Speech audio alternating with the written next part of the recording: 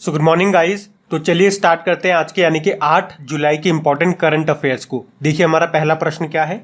अभी जुलाई 2022 में किस आईआईटी ने एक नई fast charging sodium ion battery विकसित की है? तो आंसर होगा आईआईटी खड़गपुर।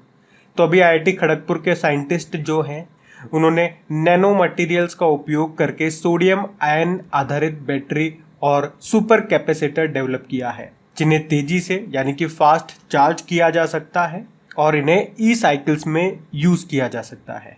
उन्होंने बताया ये जो सोडियम आयन बैटरीज है ये काफ़ी सस्ती भी हैं जो लिथियम आयन बैटरीज होती है उनके मुकाबले, क्योंकि सोडियम के भंडार यहाँ पे आसानी से मिल जाते हैं। हमारे पास लिथियम के भंडार नहीं है, लिथियम तो हम इंपोर्ट करते हैं तो वो महंगी पड़ती है। तभी तो जो आपकी इलेक्ट्रिक कार्स या इलेक्ट्रिक स्कूटर्स आप देखेंगे, नोटिस करेंगे तो वो बहुत महंगे होते हैं। महंगे होने का एक कारण उनकी बैटरीज है, जो लिथियम आयन बैटरीज होती है वो, क्योंकि वो हमें महंगी पड़ती है। अच्छा, अगर मैं आपसे पूछूं कि अभी भारतीय रेलवे ने भारत का पहला स्वदेशी हाइपरलूप विकसित करने के लिए किस आईआईटी के साथ समझौता किया, तो आंसर होगा आईआईटी मद्रास। आपको याद होगा अभी आईआईटी मद्रास ने एक रोबोट है होमोसेप, उसे डेवलप किया था सेप्टिक टैंक की सफाई करने के लिए। और अभी आईआईटी मद्रास ने भारत का पहला स्वदेशी पॉलीसेंट्रिक प्रोस्थेटिक घुटने का अनावरण भी किया था। उससे पहले आईआईटी मद्रास ने पहला स्वदेशी मोटर चलित व्हील चेयर भी डेवलप किया था नियो बोल्ट नाम से। आपको याद है अभी आईआईटी रुड़की ने किसान मोबाइल एप्लीकेशन को लॉन्च किया था। अभी जो सुपर कंप्यूटर है परम गंगा, वो आईआईटी रुड़की में ही स्थापित किया गया था। और आईआईटी दिल्ली से आपको याद आएगा दुनिया का सबसे छोटा वेयरेबल एयर प्यूरिफायर इन्होंने लॉन्च किया था, जिसका नाम रखा था नासो 95। चलो आप बताओ, भारत के बाहर अपना पहला आईआईटी ये कहाँ पे बनेगा, तो आंसर होगा यूनाइटेड अरब अमीरात में। और मैं आपसे पूछूं कि भारत के बाहर पहला योग विश्वविद्यालय ये कहाँ पे बना, तो आंसर होगा लॉस एंजलिस में। पढ़ते हैं आगे। चलो बताओ, अभी जुलाई 2022 में किस बीमा कंपनी ने भारत का पहला ऑन डिमांड व्यापक मोटर बीमा उत्पाद स्विच उसको लॉन्च किया, तो आंसर होगा एडलवाइज जनरल इंश्योरेंस। तो अभी एडलवाइज जनरल इंश्योरेंस ने स्विच नाम से जो कि भारत का पहला ऑन डिमांड व्यापक मोटर बीमा उत्पाद है, प्रोडक्ट है, उसे लॉन्च किया है।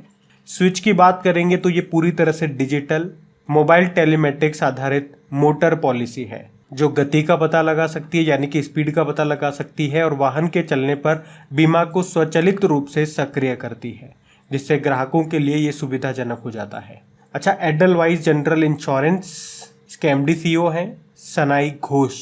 आपको याद है अभी एसबीआई जनरल इंश्योरेंस ने साइबर वॉल्ट एज बीमा योजना को शुरू किया था। उससे पहले हैशटैग बहाने छोड़ो टैक्स बचाओ अभियान शुरू किया था। अभी एलआईसी ने धन संचय योजना शुरू किया था।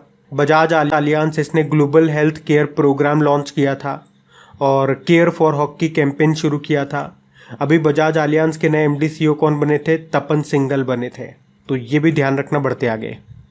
अच्छा बताइए, अभी यूके के प्रधानमंत्री ने इस्तीफा दे दिया, उनका नाम क्या है? तो आंसर होगा बोरिस जॉनसन है। तो अभी यूके के प्रधानमंत्री थे बोरिस जॉनसन, पर अभी उनके नेतृत्व के विरोध में 50 से ज़्यादा सांसदों ने, मंत्रियों ने इस्तीफा दे दिया। तो उसके बाद अब इन्होंने प्रधानमंत्री के पद से इस्तीफा दे दिया। इनका नाम था बोरिस जॉनसन। आपको याद है भी ऑस्ट्रेलिया के नए प्रधानमंत्री कौन बने थे? Anthony Albanese. और फ्रांस की दूसरी महिला प्रधानमंत्री बनी थी एलिजाबेथ बोर्न। अभी बारबाडोस की फिर से प्रधानमंत्री बन गई मिया मोटली। और अभी बारबाडोस की पहले प्रेसिडेंट कौन बनी? तो आंसर होगा डेमसेंड्रा मैसन। चलो आप बताओ, अभी यूके द्वारा किस भारतीय लेखक को कंपेनियन ऑफ ऑनर के रूप में नामित किया गया? तो आंसर होगा सलमान रुश्दी को। और आप जानते हो 2022 के कॉमनवेल्थ गेम्स कहाँ पे होंगे? इंग्लैंड के बर्मिंघम में। अब आप ये बताइए 2026 के कॉमनवेल्थ गेम्स ये कहाँ पर होंगे? हम बढ़ते हैं आगे। चलिए बताइए, अभी हाल ही में दक्षिण सूडान में संयुक्त राष्ट्र मिशन में फोर्स कमांडर किसे नियुक्त किया गया? तो आंसर होगा मोहन सुब्रमण्यम को। तो भारत के लेफ्टिनेंट जनरल मोहन सुब्रमण्यम को साउथ सूडान में संयुक्त राष्ट्र मिशन में फोर्स कमांडर के रूप में नियुक्त किया गया। वे शैलेश तिनीकर की जगह लेंगे। और आपको बता दूं, संयुक्त राष्ट्र मिशन ये पूरे दक्षिण सूडान में जरूरतमंद लाखों लोगों तक मानवतावादी सहायता पहुंचाने के लिए काम करता है। अच्छा, साउथ सूडान से आपको कुछ याद आएगा, ये यूनाइटेड नेशन ऑर्गेनाइजेशन का सबसे नवीनतम सदस्य देश है। 193rd नंबर का। चलो मुझे बताओ, अभी संयुक्त राष्ट्र में भारत के स्थायी प्रतिनिधि के रूप में अभी किसे नियुक्त किया गया था टीएस तिरुमूर्ति की जगह?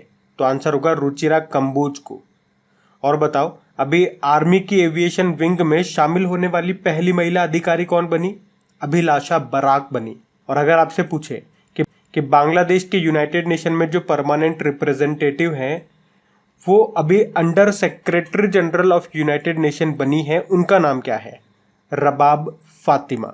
अच्छा, अगर आपसे पूछा जाए कि अभी बताओ किस राज्य की मो बस सेवा को संयुक्त राष्ट्र लोक सेवा पुरस्कार से सम्मानित किया गया? तो आंसर होगा उड़ीसा।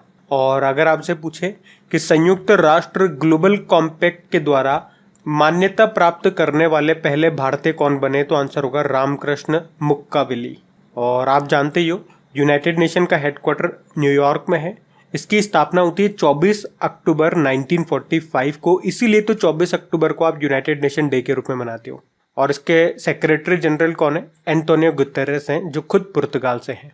ध्यान रखना। ये बढ़ते आगे। चलो बताओ, जुलाई 2022 में भारत के पहले पशु स्वास्थ्य शिखर सम्मेलन का उद्घाटन ये कहाँ पे किया गया? तो आंसर होगा नई दिल्ली में। अच्छा, ये बताओ, हमारे केंद्रीय मत्स्य पालन, पशुपालन और डेयरी मंत्री कौन है? पुरुषोत्तम रुपाला है। तो उन्होंने अभी भारत के पहले पशु स्वास्थ्य शिखर सम्मेलन 2022 का उद्घाटन किया।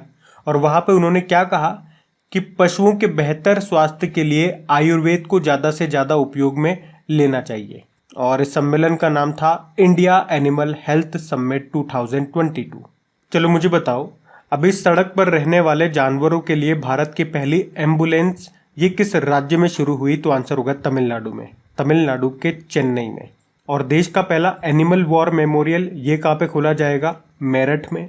अभी कर्नाटक ने बंगलुरु में अपनी तरह का पहला पशु वॉर रूम शुरू किया है। आपको याद हो तो वर्ल्ड बैंक ने दुनिया का पहला वाइल्ड लाइफ कंजर्वेशन बॉन्ड भी जारी किया था, यानी कि वन्य जीव संरक्षण बॉन्ड। उसके अलावा याद रखना, वन्य जीवों को कानूनी अधिकार देने वाला पहला देश कौन सा बना? इक्वेडोर बना है। और पूर्वोत्तर भारत की पहली गाय एम्बुलेंस सेवा ये कहाँ पे शुरू हुई? असम के डिब्रूगढ़ में। अभी जानवरों के लिए लॉन्च हुआ था भारत का पहला कोविड-19 वैक्सीन, उसका नाम क्या है? एनोकोवैक्स, एनोकोवैक्स नाम है। चलो आप मुझे बताओ, अभी दुनिया की सबसे बड़ी ताजे पानी की मछली कहाँ पे पकड़ी गई थी? तो आंसर होगा कंबोडिया में। ये स्टिंगरे मछली है। और सिक्किम ने अभी किसे अपनी राज्य मछली घोषित किया? केटली को। अच्छा, भारत का पहला ई मछली बाजार एप्लीकेशन फिश वाले ये कहाँ पे लॉन्च हुआ? असम में लॉन्च हुआ। और आप जानते हो वर्ल्ड वाइल्ड लाइफ डे कब मनाया जाता है? 3 मार्च को मनाया जाता है। तो ये भी कुछ इंपॉर्टेंट पॉइंट्स हैं, इनको ध्यान रखना। आप पढ़ते आगे। चलो बताओ, अभी जुलाई 2022 में किस कंपनी ने स्टार्टअप स्कूल इंडिया शुरू करने की घोषणा की? तो आंसर होगा गूगल ने। तो अभी गूगल ने छोटे शहरों के स्टार्टअप्स को मदद देने, उनको चुनौतियों से निपटने लायक बनाने और उनको आगे बढ़ाने के लिए एक कार्यक्रम शुरू किया है जिसका नाम है स्टार्टअप स्कूल इंडिया। तो इसमें स्टार्टअप्स के संस्थापक कामयाब कारोबारों से जुड़े अनुभव का लाभ ले सकेंगे। देखो, पहले गूगल की बात करते हैं। गूगल की स्थापना कब होती है? 4 सितंबर 1998 में। हेडक्वार्टर कैलिफोर्निया यूएस में है। इसके फाउंडर 2 जने थे, लेरी पेज और सर्जे ब्रिन। इसकी पेरेंट कंपनी है अल्फाबेट। और आप जानते हो अभी गूगल और अल्फाबेट दोनों के सीईओ हैं सुंदर पिचाई। अभी आपको याद होगा गूगल की नई सार्वजनिक नीति प्रमुख बनी थी अर्चना गुलाटी, उनका नाम है। बाकी आप जानते हो फेसबुक का नया नाम क्या हो गया? मेटा हो गया। ट्विटर के अभी सीईओ कौन है? पराग अग्रवाल है। चलो मुझे बताओ, अभी किन 2 कंपनियों के सीईओ को पद्म भूषण सम्मान मिला था? एक तो गूगल और माइक्रोसॉफ्ट। गूगल के सीईओ तो कौन है? सुंदर पिचाई है। और माइक्रोसॉफ्ट के सीईओ कौन है? सत्या नडेला है। अच्छा देखो, स्टार्टअप की बात है तो ये बताओ, अभी नेशनल स्टार्टअप डे हम कब मनाते हैं? 16 जनवरी को मनाते हैं। और अभी इलेक्ट्रॉनिक्स एंड आईटी मिनिस्ट्री ने स्टार्टअप्स को बढ़ावा देने के लिए कौन सा पोर्टल शुरू किया था? समृद्ध पोर्टल। अच्छा, पहला स्पोर्ट्स यूनिकॉर्न। पहले तो ये बताओ, यूनिकॉर्न किसे कहते हैं? उस कंपनी को या उस स्टार्टअप को जिसकी मार्केट वैल्यू $1 बिलियन से ज़्यादा हो जाती है। और अभी भारत का 100वां यूनिकॉर्न कौन सा बना था? 100th unicorn neo bank open. अब मेरा प्रश्न है, पहला स्पोर्ट्स यूनिकॉर्न कौन सा बना? तो आंसर होगा चेन्नई सुपर किंग। और ग्लोबल यूनिकॉर्न इंडेक्स 2021 में बात करोगे तो भारत तीसरे स्थान पर है। पहले स्थान पे है यूएस, दूसरे पे चाइना।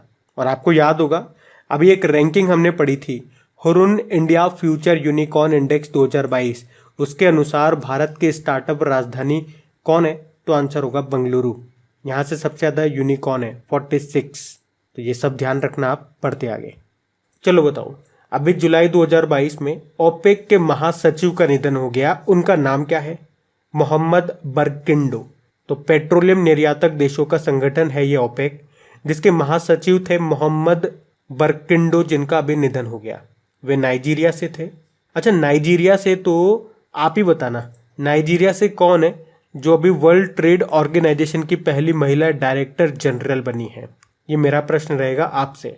तो यहाँ पे हम बात कर रहे हैं, ये भी नाइजीरिया से थे, मोहम्मद बरकिंडो, इनका निधन हो गया। ओपेक के महासचिव थे ये 2016 में ही ओपेक के महासचिव बने थे और अभी जुलाई 2022 में इनका कार्यकाल समाप्त भी होने वाला था, लेकिन उससे पहले ही निधन हो गया इनका।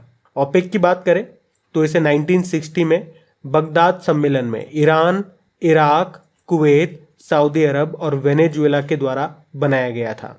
वर्तमान में बात करोगे तो टोटल 13 सदस्य देश हैं। आपको याद होगा अभी 2018 में कतर इससे बाहर हो गया था। वैसे हेडक्वार्टर कहाँ पर है इसका? वियना, ऑस्ट्रिया में है। चलो आप मुझे बताओ, फादर ऑफ इंडियन पीएसयूज किसे कहा जाता है? तो आंसर होगा वी कृष्णमूर्ति। ये भेल के, सेल के, मारुति उद्योग के चेयरमैन रह चुके हैं, अभी निधन हो गया इनका। Father of Indian PSUs, public sector units, इन्हें कहा जाता है।